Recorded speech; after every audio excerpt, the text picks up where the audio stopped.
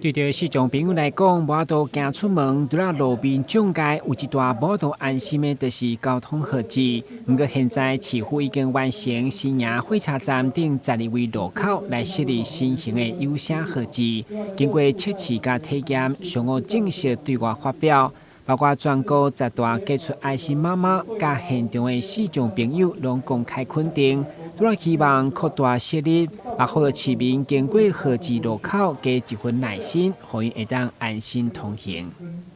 这是一个友善的城市哈，所以说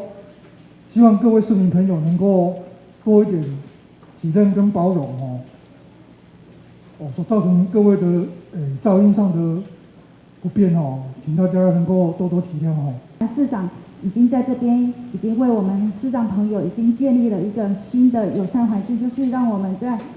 过十字路口的时候它是有声音的，然后在过拉链式川流线的时候，它是有类似导盲砖的导引，能够让我直线走到对面，它不会让我走偏。那我觉得这样的设计对我们非常好。如何营造无共障碍朋友更加友善的交通环境？市长表示，参照这款号志设立，就是一个起点，必要一定的努力来增加。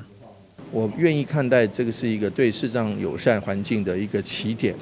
而且对于视障友善环境的一步一步的充实他们的设施，而不是今天已经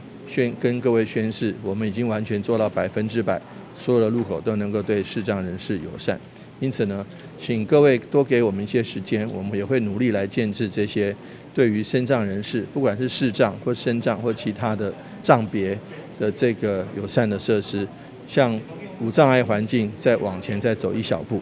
高龙哥表示，今年的预计将增加4位的智慧有声号志，总数达到18位路口。但新闻军及何乔邦采访报道。右前方的一个位置。